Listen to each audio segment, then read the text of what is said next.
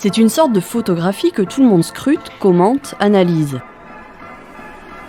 Une photographie pour laquelle on a soigneusement choisi chaque paramètre pour qu'elle soit la plus réaliste possible. Une photographie qui tourne entre les mains des commentateurs qui vont y chercher le moindre détail à la loupe et qu'on ressort parfois des mois après, comme pour dire « Il était si beau sur ce cliché, comment a-t-il pu en arriver là ?» Alors non, on ne va pas parler de photos ici, mais bien de sondages. À 6 mois de l'élection présidentielle, les sondages sont partout, jetant sur le devant de la scène les candidats et les non-candidats aussi d'ailleurs. Mais à quoi servent vraiment les sondages ? De bons sondages peuvent-ils remplacer une bonne campagne ? Faudrait-il tout simplement les interdire ? Bienvenue dans ce deuxième épisode du podcast, le podcast politique de Sud-Ouest. Je suis Maud Rieux et pour entamer cette discussion, j'ai avec moi Bruno Dive, éditorialiste à Sud-Ouest. Bonjour Bruno. Bonjour Maud. Et Jefferson Desport, journaliste politique de la rédaction. Bonjour Jefferson. Bonjour Maud. Pour commencer, c'est dur de résister, un aperçu d'un sondage publié le 27 octobre avec 23 à 26% des intentions de vote. Emmanuel Macron accéderait au second tour de l'élection présidentielle avec Marine Le Pen à 19% devant Éric Zemmour qui n'est pas encore candidat mais qui recueillerait 16% des votes. Derrière, on a Xavier Bertrand à 13%, Valérie Pécresse à 10%, Michel Barnier à 8% et puis Yannick Jadot et Jean-Luc Mélenchon entre 6 et 8%, Anne Hidalgo à 5% et Arnaud Montebourg à 3%. On est à 6 mois de l'élection. Est-ce que ces sondages ont vraiment une valeur ? Comment doit-on les regarder ? Et surtout, faut-il y croire ? Alors, ces sondages ont une valeur puisqu'ils sont réalisés sur des échantillons représentatifs et relativement nombreux. En général, c'est un peu plus de 1000 personnes. Il y en a même un, pas celui que vous avez cité, mais qui est fait par Ipsos pour Le Monde, qui est fait auprès de 15 000 personnes.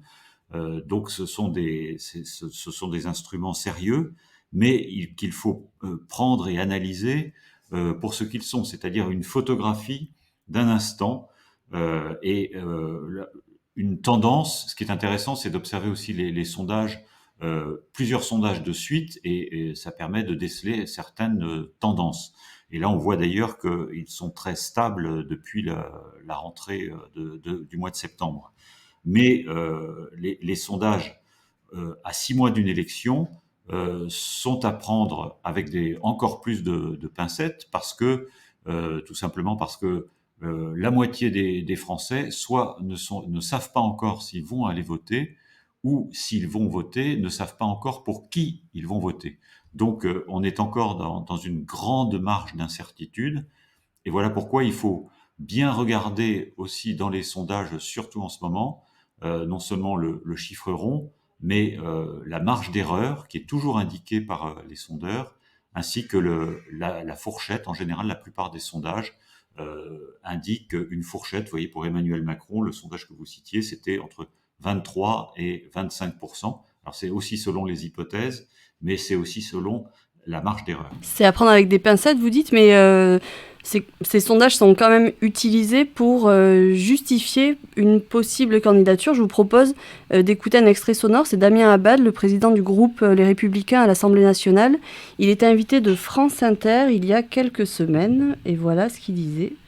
Xavier Bertrand, aujourd'hui, apparaît le mieux placé pour gagner cette élection présidentielle et pour bousculer le match que tout le monde nous annonce. C'est les sondages qui le disent ou c'est quoi ? Il y a les sondages, il y a la victoire quand même dans les Hauts-de-France.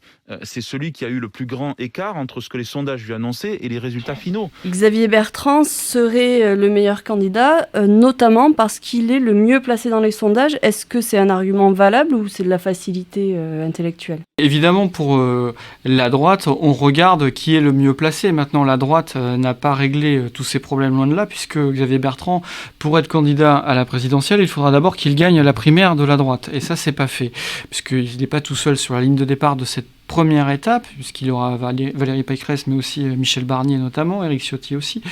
Bref, donc à droite, on se rassure en regardant quel est le potentiel de Xavier Bertrand, mais aussi le potentiel des autres candidats de droite dans la compétition présidentielle.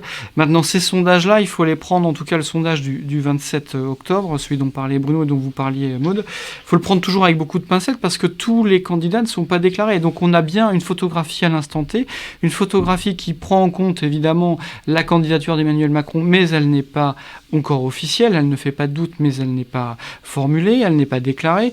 Et Éric Zemmour, qui lui vient bousculer, en tout cas à l'extrême droite, et concurrencer de manière frontale Marine Le Pen, n'est lui aussi toujours pas candidat, même si, a priori, il va l'être. Donc, on en est là. On n'aura pas de candidat de droite avant le mois de décembre, ce qui fait qu'on va encore avoir 1 mois et demi devant nous sans candidat de droite, vraisemblablement sans la candidature déclarée d'Emmanuel Macron.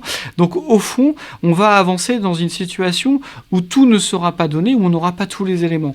Et donc, je pense qu'à partir de janvier, quand on aura vraiment tous les candidats sur la ligne de départ, où les propositions vont arriver, c'est là où les lignes vont bouger. Là, on est vraiment dans ce que Bruno appelait la photographie à l'instant T. Donc, elle ne peut pas vraiment donner autre chose que cet instant-là. Et on sait bien que, de toute façon, chaque élection apporte aussi son lot de surprises. Est-ce que vous avez des retournements de situation qui vous ont marqué ? Est-ce que, finalement, un retournement de situation entre ce que les sondages prédisent et la réalité, c'est inévitable ?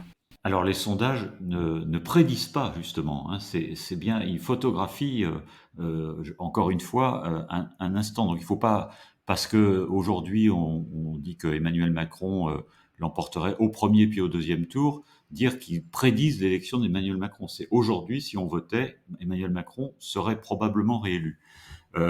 Mais en effet, pour tous ceux qui sont à la traîne dans les sondages, ils vont toujours vous citer tel retournement de situation pour dire qu'il ne faut pas croire les sondages, puisque il y a eu chaque élection présidentielle, ou presque, pas toujours, mais la plupart des élections présidentielles ont réservé leur lot de surprises avec des retournements de tendance parfois spectaculaires.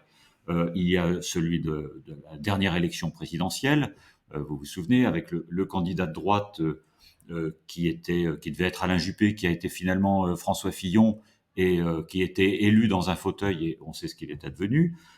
Mais si on remonte plus loin, l'exemple le plus parlant, c'est celui de Jacques Chirac, qui était dans les choux exactement à cette époque de l'année, au mois d'octobre, enfin à l'automne 1994, très très loin derrière Édouard Balladur, dont Nicolas Sarkozy disait qu'il pouvait être, qui était son lieutenant, mais disait qu'il pouvait être élu dès le premier tour.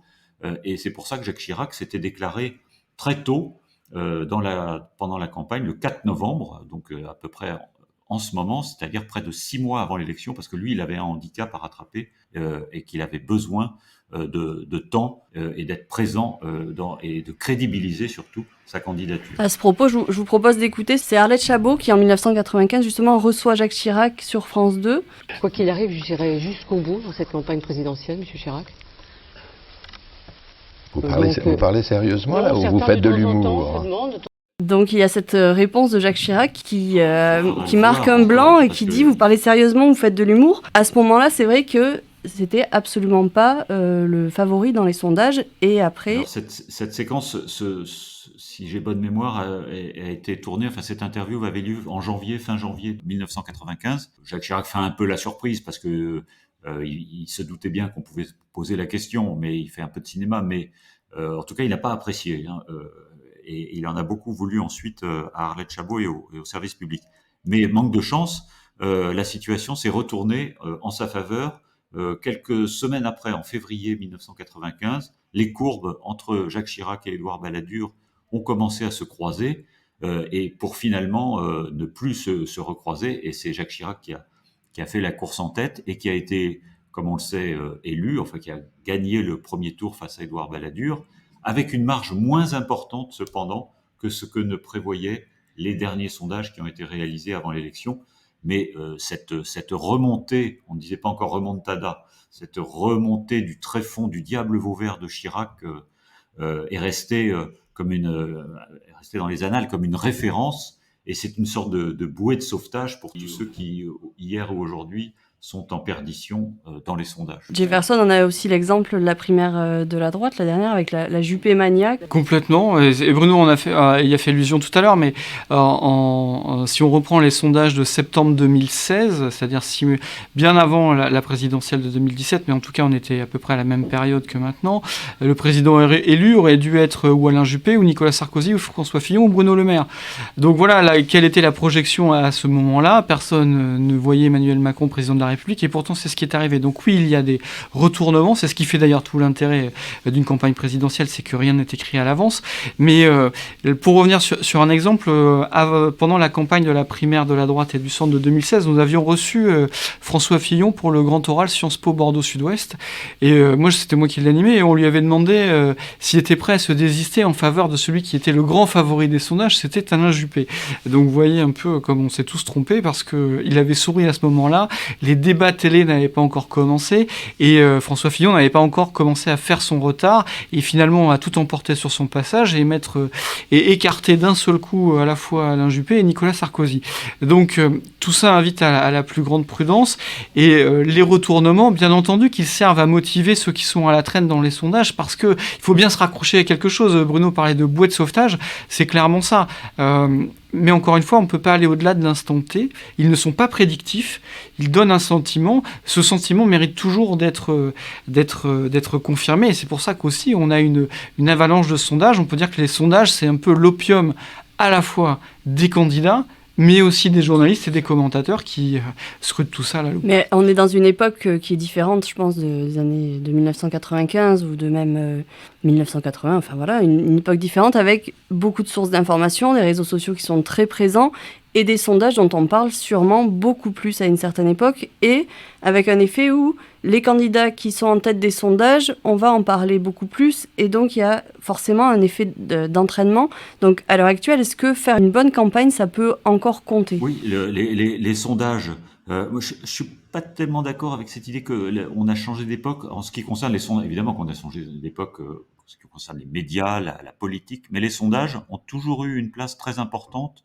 Je dirais depuis 1988-95, on parlait déjà beaucoup de sondages à cette époque-là, et beaucoup se ralliaient à droite, notamment se positionnaient en fonction des sondages. Mais ces exemples précédents nous rappellent en effet que la campagne a un rôle à jouer.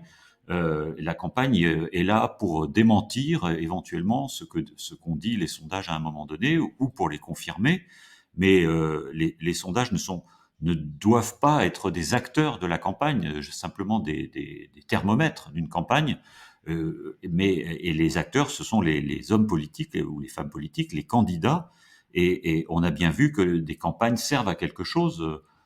J'ai cité, on a évoqué celle de Jacques Chirac en 95, il a fait une vraie campagne de terrain, et c'est comme ça qu'il est remonté.